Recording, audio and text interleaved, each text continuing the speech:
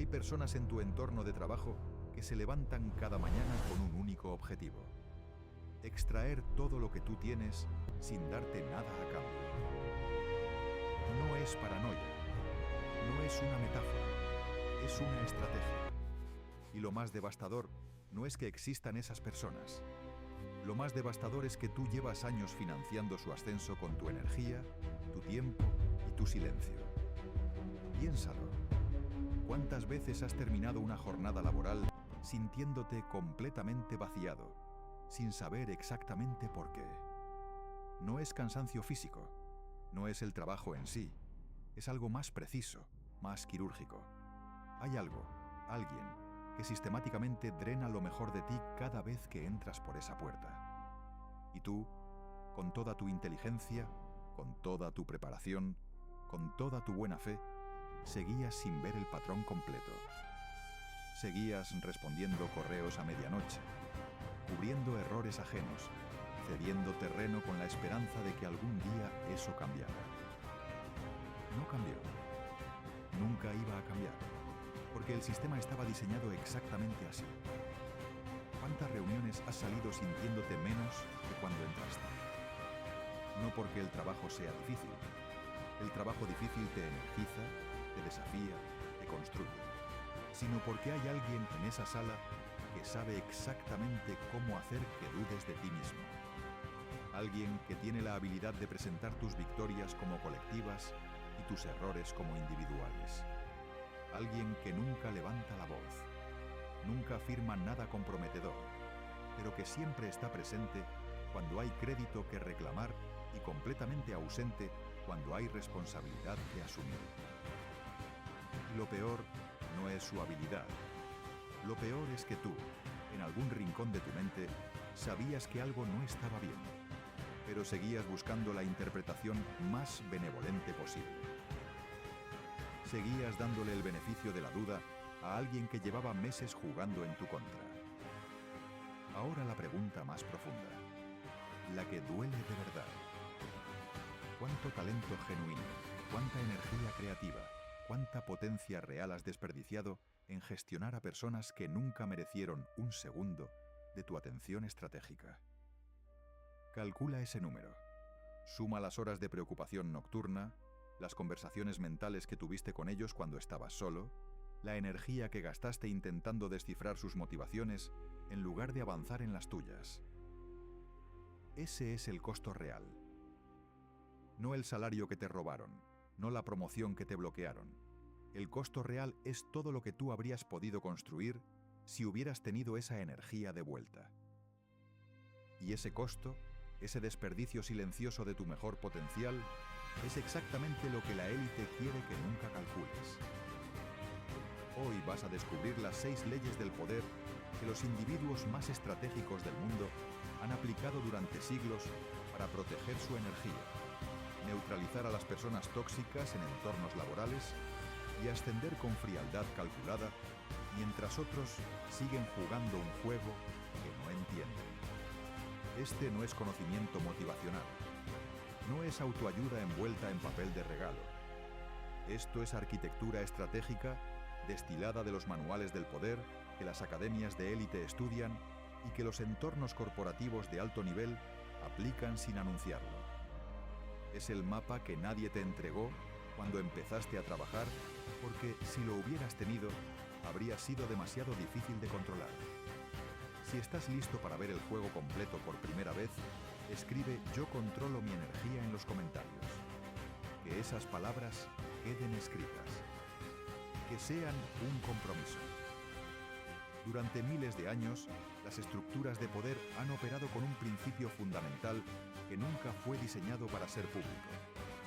El conocimiento sobre cómo funciona el poder es en sí mismo la mayor fuente de poder.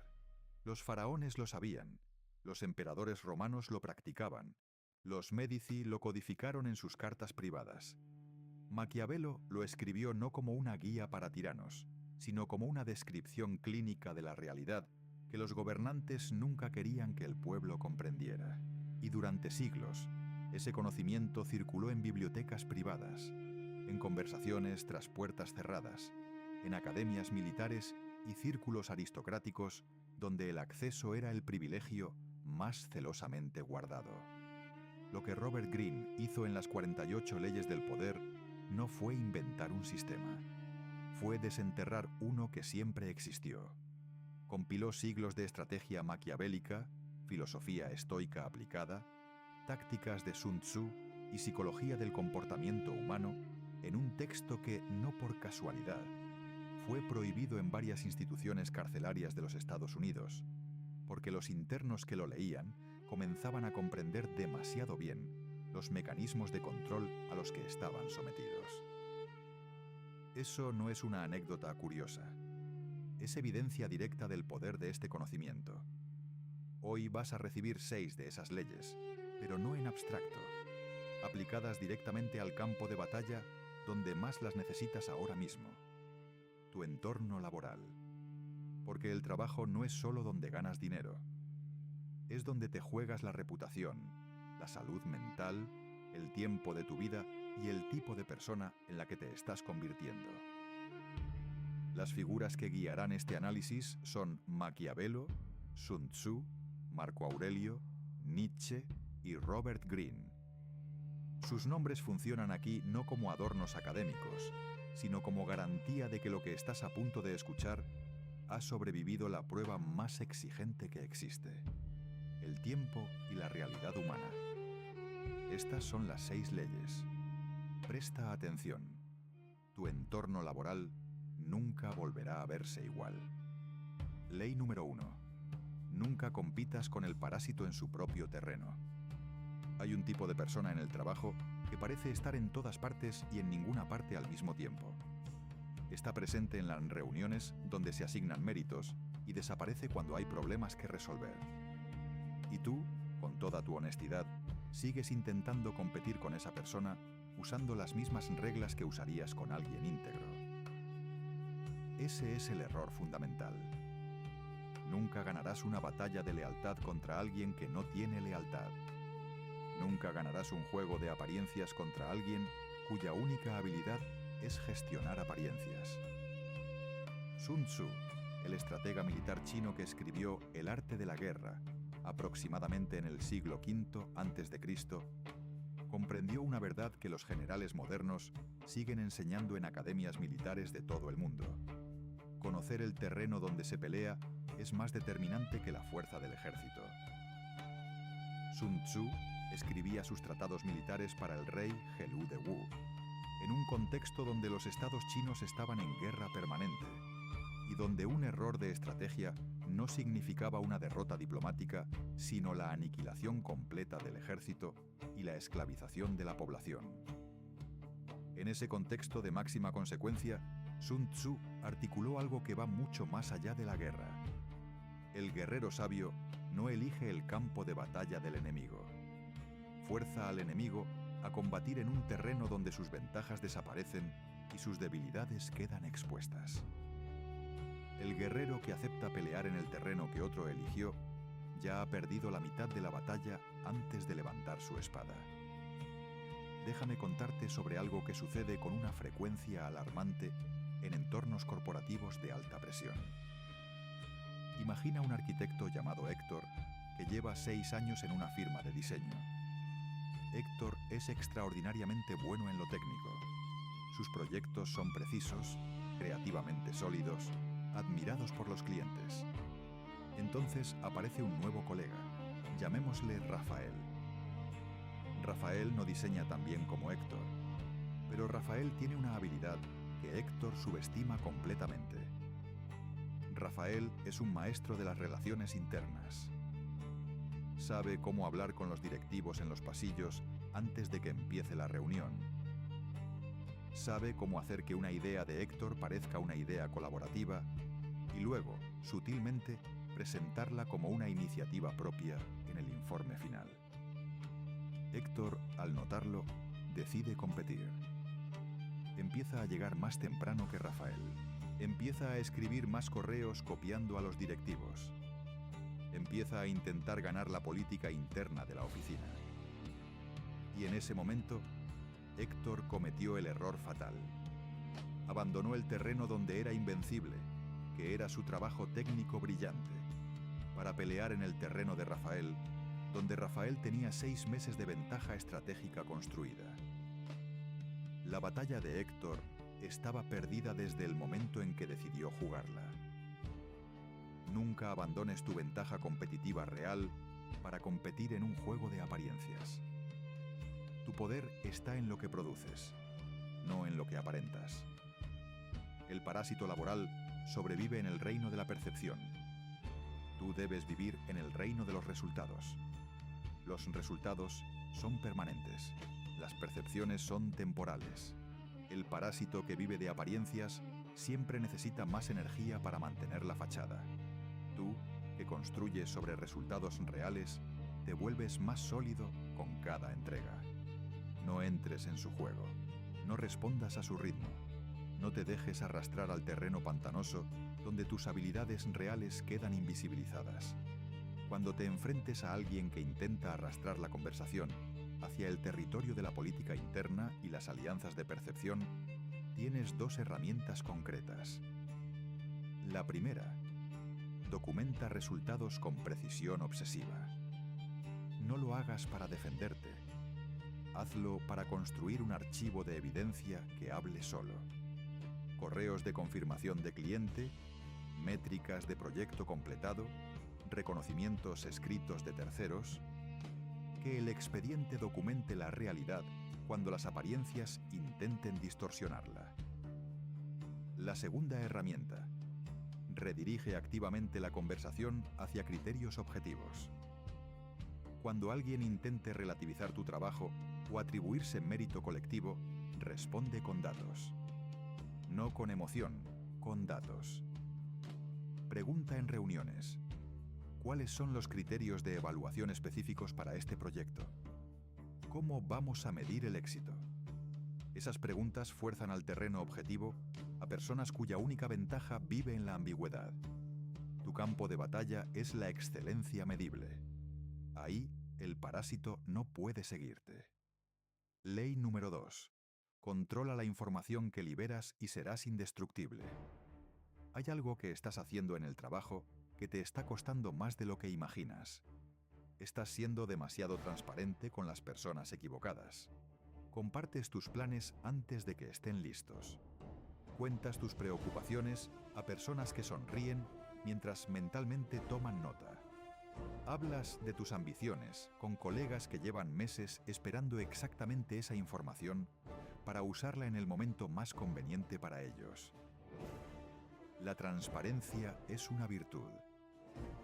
Pero la transparencia indiscriminada en un entorno competitivo es una vulnerabilidad estratégica.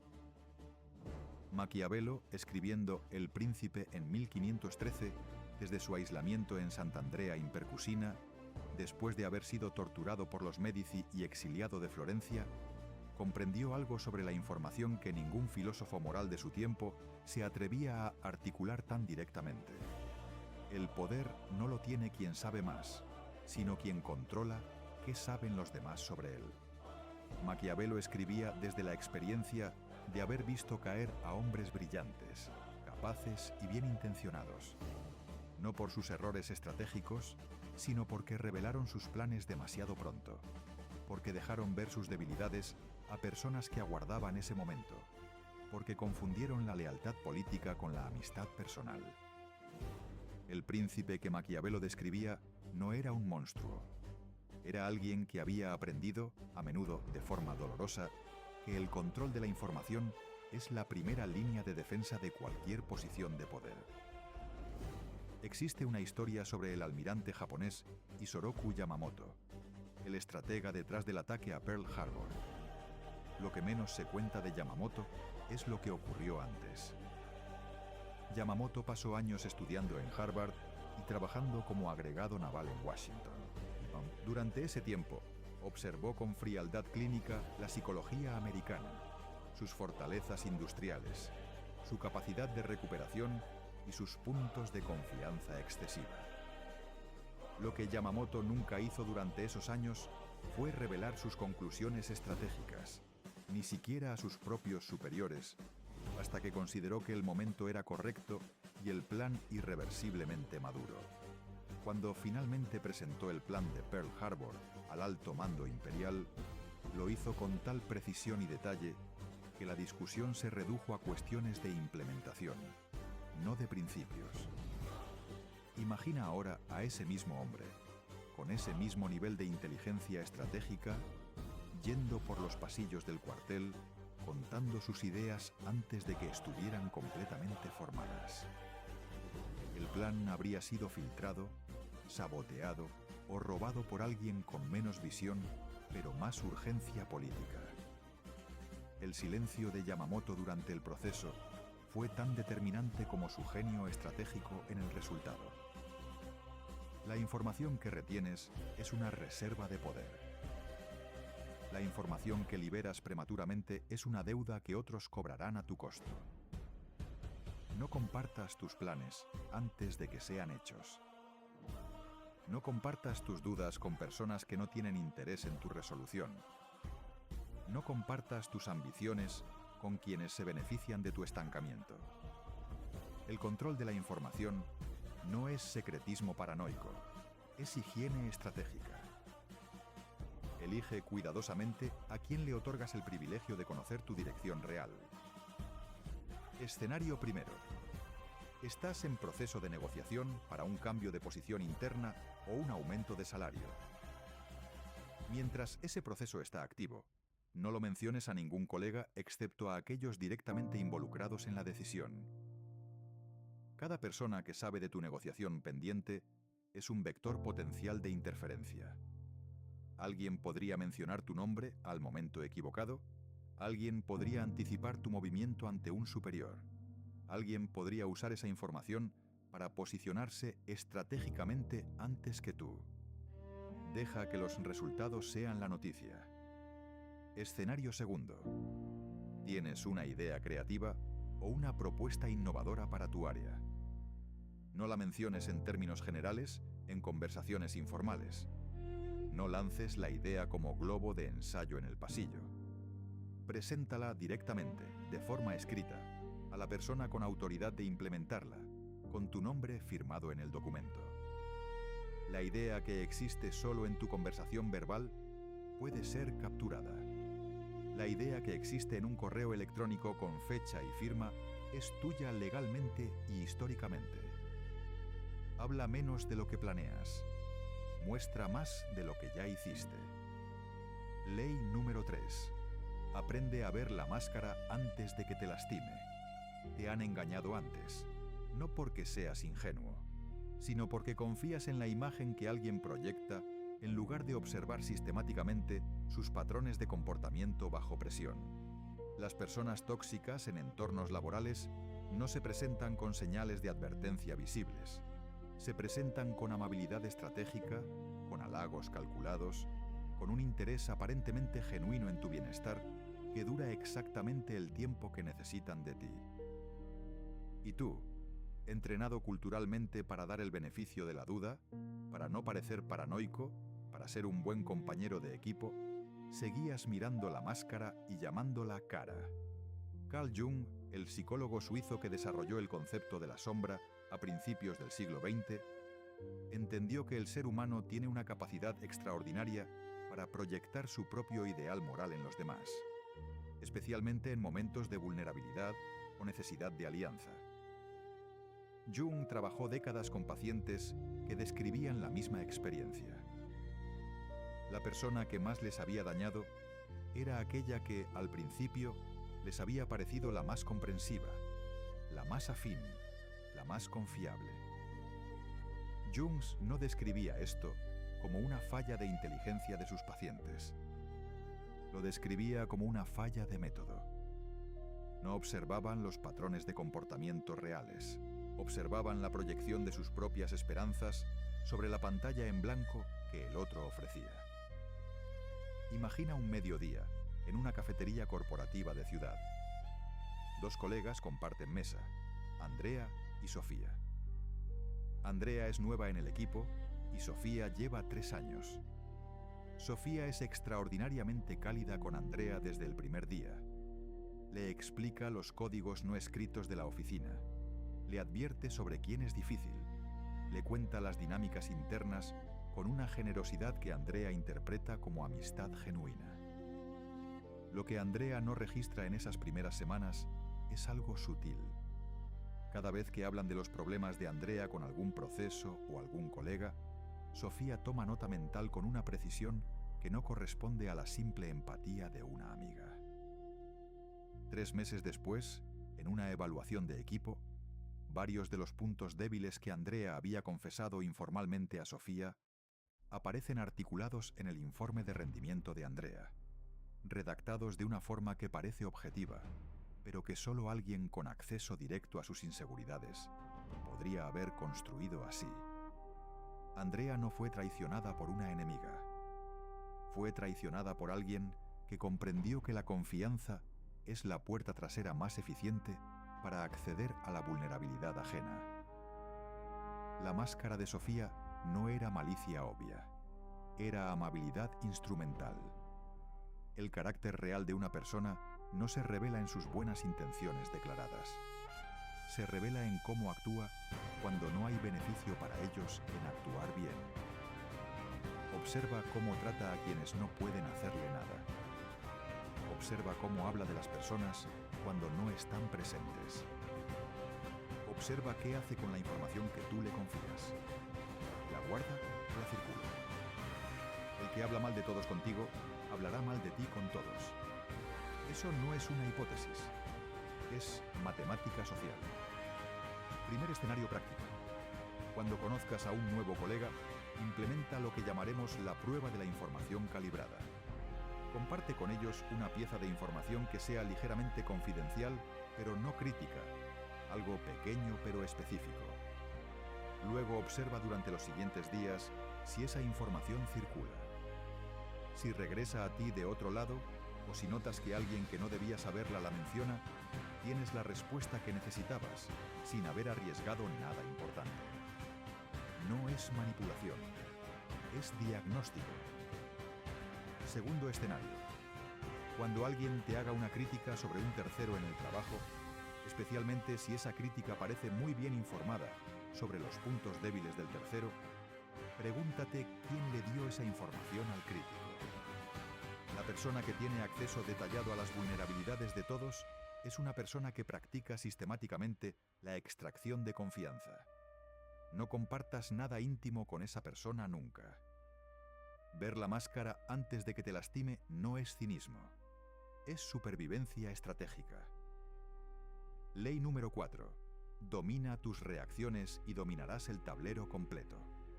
Hay personas en tu entorno laboral que obtienen poder exactamente de esto, de hacerte reaccionar, de sacarte de tu centro, de verte perder la calma en una reunión, de verte responder desde la emoción a una crítica pública, de verte tomar decisiones desde la urgencia en lugar de la estrategia. Cada vez que reaccionas emocionalmente a una provocación en un entorno profesional, le entregas a esa persona información valiosa sobre tus puntos de presión y le demuestras que sigue teniendo acceso a tu sistema emocional. Y eso, en el lenguaje del poder, es una victoria para ellos y una derrota para ti. Marco Aurelio, el filósofo estoico que también fue emperador de Roma, desde el año 161 hasta el 180 después de Cristo, gobernó el mayor imperio de su tiempo mientras escribía en privado sus meditaciones. Un diario personal nunca destinado a la publicación pública. En esas páginas, Marco Aurelio registraba una batalla que ningún enemigo externo le podía ganar. La batalla contra sus propias reacciones emocionales. Gobernaba en un contexto donde las traiciones del Senado eran frecuentes, donde las guerras en la frontera eran continuas, donde la corrupción de sus propios oficiales era una constante. Y sin embargo, una de las sentencias más conocidas de sus meditaciones establece algo que suena casi imposible para alguien en esa posición. Tienes poder sobre tu mente, no sobre los eventos externos. Comprende esto y encontrarás la fuerza. Marco Aurelio entendía que la reacción no controlada era la única derrota real, porque era la única que venía desde adentro. déjame contarte sobre una situación que se replica en salas de conferencias de todo el mundo con una regularidad que debería alarmarnos. Imagina un lunes por la mañana, las 9:20, una reunión de equipo en una empresa de consultoría financiera.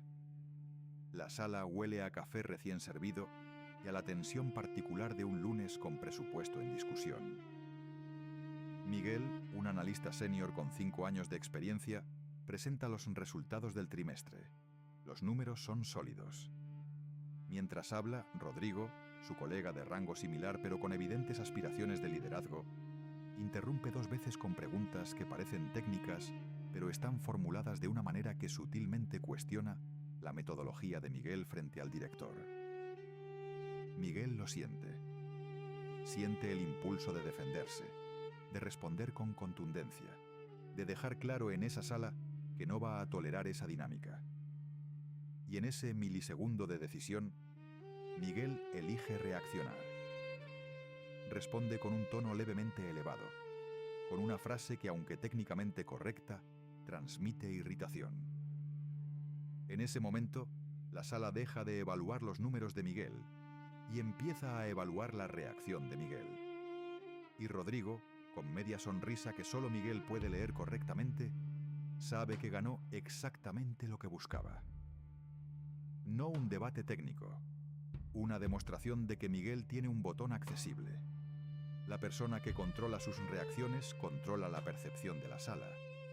La persona que controla la percepción de la sala controla la narrativa. La persona que controla la narrativa controla el resultado. No reacciones desde la herida, responde desde la estrategia. La frialdad calculada no es ausencia de emoción, es la emoción puesta al servicio del resultado. Quien te provoca quiere verte perder el centro porque sabe que en tu centro eres indestructible. Primer escenario de aplicación. Alguien te lanza una crítica pública en una reunión, formulada de manera que parezca objetiva, pero con la intención de desautorizarte frente a otros. La respuesta estoica no es el silencio defensivo ni la contradefensa emocional. Es la respuesta calibrada. Agradece la observación con neutralidad genuina, toma nota y anuncia que responderás con análisis específico después de revisar los datos. Esto comunica varias cosas simultáneamente: que no te desestabilizas bajo presión, que operas con rigor y no con ego, y que tienes suficiente seguridad interna para no necesitar ganar el momento en tiempo real. Segundo escenario. Alguien en tu equipo usa el lenguaje pasivo-agresivo consistentemente. Pequeñas frases que socavan tu trabajo sin hacerlo de forma directa. La herramienta estoica aquí es la demanda de claridad directa y registrada. En lugar de responder al subtexto, responde al texto. Pregunta directamente y por escrito. ¿Puedes explicarme específicamente a qué te refieres? Ese movimiento lleva la conversación del terreno de la insinuación, donde la persona tóxica tiene ventaja, al terreno de la especificidad, donde tú tienes el control. Quien domina su reacción ya ganó. Todo lo demás es gestión del tiempo. Ley número 5. Construye tu valor antes de que alguien intente negociarlo. Estás en una posición de menor poder del que mereces, no porque te falte capacidad, sino porque has permitido que otros definan cuánto vales en ese entorno antes de que tú lo hicieras. El valor en el trabajo no es algo que se descubra objetivamente. Se negocia, se posiciona, se construye en la percepción colectiva antes de que exista una conversación formal sobre salario, sobre ascenso, sobre responsabilidad. Y si tú no eres quien construye activamente esa percepción, alguien más lo hará por ti. Y no lo hará a tu favor. Nietzsche, escribiendo en La voluntad de poder y en Más allá del bien y del mal durante la segunda mitad del siglo XIX, articuló algo que las tradiciones morales de su tiempo querían suprimir. El ser humano de alta capacidad tiene no solo el derecho, sino la responsabilidad de reconocer y ejercer su propia excelencia. Nietzsche escribía en un contexto donde la filosofía dominante, tanto la religiosa como la kantiana, seguía enseñando que la humildad era la virtud suprema y que la afirmación del propio poder era una forma de arrogancia pecaminosa. Nietzsche rechazó eso con una contundencia que le costó el aislamiento y eventualmente la salud mental. Pero su argumento central sobrevive y se vuelve más relevante con cada década. La moral del esclavo enseña al poderoso a disminuirse. La moral del Señor enseña al individuo a afirmar lo que es con claridad y sin disculpa. El hombre que se disculpa por su excelencia le regala esa excelencia a quien no la disculparía nunca. Existe una historia documentada sobre el proceso de negociación de Pablo Picasso en la París de los años 30. Picasso había alcanzado ya una reputación que lo situaba en una categoría propia en el mundo del arte. En una ocasión, un coleccionista le encargó un retrato, y cuando Picasso le presentó la obra en cuestión de horas, el coleccionista se escandalizó por el precio. Protestó que eso era demasiado para algo que le había tomado tan poco tiempo. Picasso respondió con la calma precisa de alguien que no necesita la aprobación del cliente para saber lo que vale. Esto no me tomó 2 horas. Me tomó 50 años. La historia puede ser apócrifa en su versión exacta, pero el principio que ilustra es absolutamente real. Picasso había construido su valor durante décadas de trabajo obsesivo antes de que hubiera una negociación. Cuando la negociación llegó, ya no era una negociación sobre el cuadro. Era una negociación sobre si el cliente podía acceder a 50 años de maestría. El campo de juego era completamente distinto. Tu valor no se negocia en el momento de la negociación. Se construye mucho antes. Cada entrega excepcional que haces sin que te lo pidan, cada vez que superas expectativas en lugar de solo cumplirlas, cada vez que tu nombre aparece vinculado a un resultado positivo en la mente de quien toma decisiones. Estás depositando en una cuenta que cobrarás cuando la negociación llegue. Si esperas al momento de la negociación para empezar a construir tu valor, ya llegaste tarde. Si entras a pedir un aumento y tu interlocutor no tiene un archivo mental lleno de tus contribuciones específicas, esa conversación empieza en posición de debilidad. Primer escenario concreto. Antes de cualquier conversación sobre compensación o posición, implementa lo que llamaremos el informe de impacto personal. Crea un documento, no necesariamente para presentar, sino para tener disponible, donde listes con precisión cuantificada tus contribuciones de los últimos 6 meses. No en términos vagos como participé en el proyecto de expansión.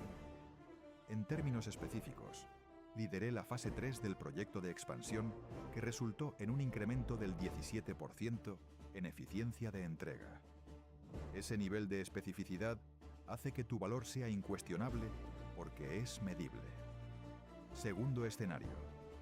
Si estás en un entorno donde otro colega está siendo consistentemente posicionado por encima de ti en términos de visibilidad con los tomadores de decisión, implementa una estrategia de presencia estratégica.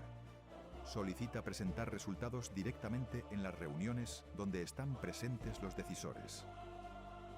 No delegar el reporte hacia arriba a través de intermediarios. La visibilidad directa con quien decide es el activo de posicionamiento más valioso que puedes construir. Construye tu valor con hechos. Negocia desde una posición de abundancia, no de necesidad.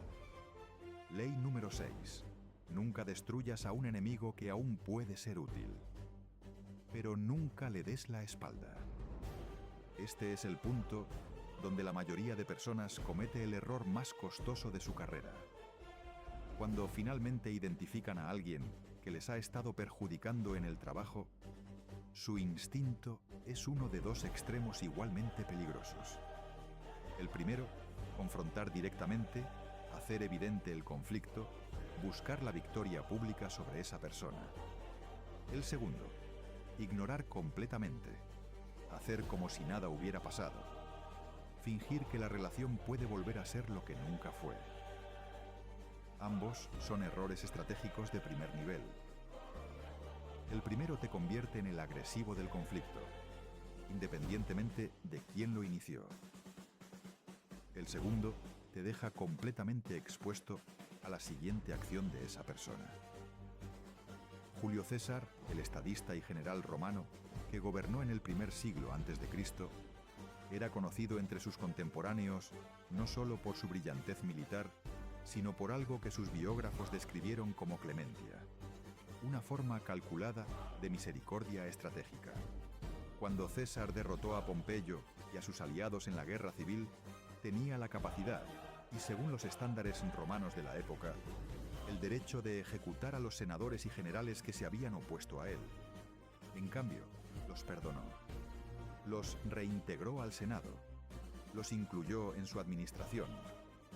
Los historiadores durante siglos han debatido si esto fue un acto de generosidad real o de cálculo político puro. La respuesta más honesta es que fue ambas cosas simultáneamente. César comprendía que un enemigo convertido en deudor de tu clemencia es exponencialmente más útil que un enemigo ejecutado que se convierte en mártir para sus seguidores.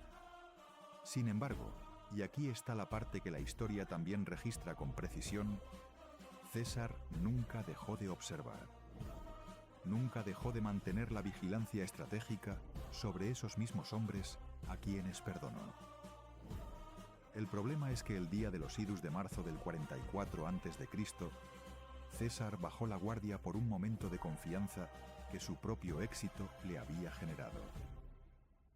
Y ahí, en la base de la estatua de Pompeyo, 23 puñaladas cometidas por algunos de los mismos hombres a quienes había perdonado, nos enseñaron la segunda parte de la ley que él mismo ayudó a codificar.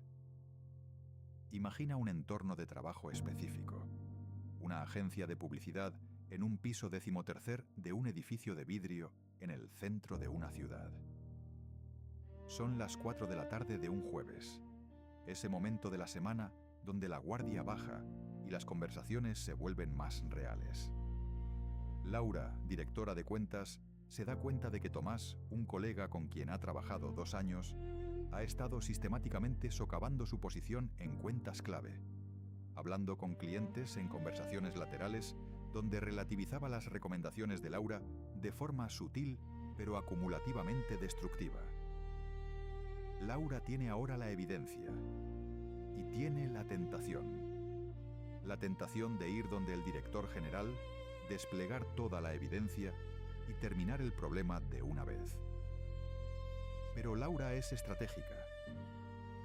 Comprende que Tomás tiene relaciones con 2 clientes que son críticos para la agencia.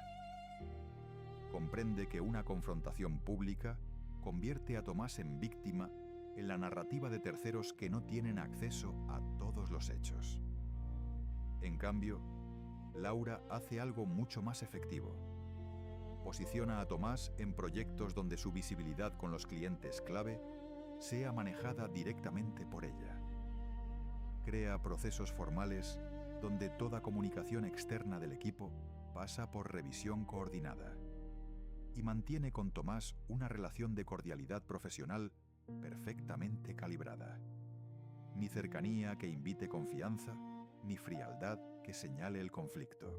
Tomás deja de ser una amenaza no porque fue destruido, sino porque sus vectores de influencia fueron neutralizados quirúrgicamente. Neutraliza, no destruyas.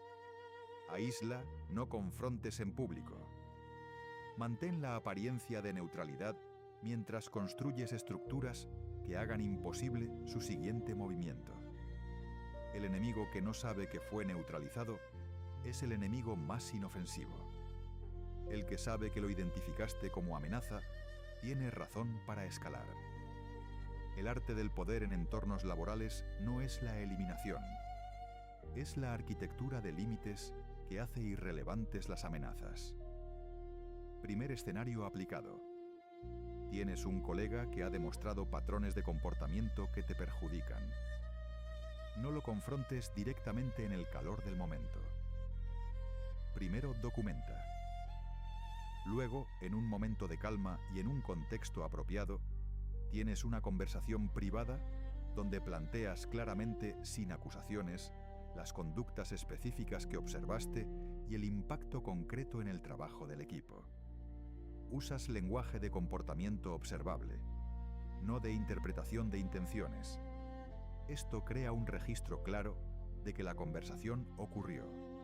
Deja al otro sin la excusa de no saber y posiciona a la persona razonable en el rol de quien buscó resolución antes que conflicto. Segundo escenario.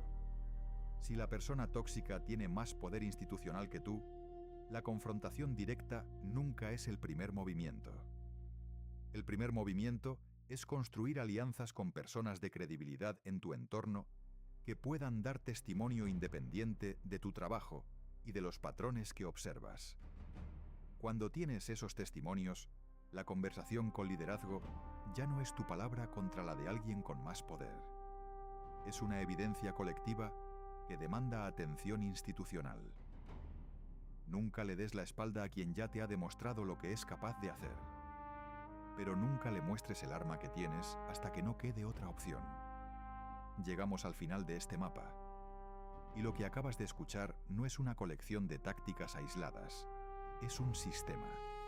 Un sistema que ha existido durante siglos en los manuscritos de quienes gobernaron ejércitos, en las notas privadas de quienes sobrevivieron cortes imperiales, en los tratados de quienes navegaron las dinámicas más despiadadas de la historia humana. Un sistema que funciona exactamente igual en la sala de reuniones de una empresa mediana en 2025 que en el Senado romano del siglo I antes de Cristo. Porque los seres humanos no han cambiado en lo esencial. El poder sigue funcionando con las mismas mecánicas. La envidia, la ambición, la necesidad de dominio, la proyección de inseguridades sobre los que parecen más seguros que tú. Todo eso sigue siendo exactamente igual. Lo único que cambia es si tú lo comprendes o no. Y ahora que lo comprendes, tienes una responsabilidad. Porque este conocimiento es una herramienta. Y como toda herramienta, su valor moral depende completamente de para qué la uses. Este conocimiento no es para destruir, es para construir. No es para manipular a los que te rodean, es para no ser manipulado por quienes ya están haciéndolo. No es para convertirte en la persona tóxica que aprendiste a identificar.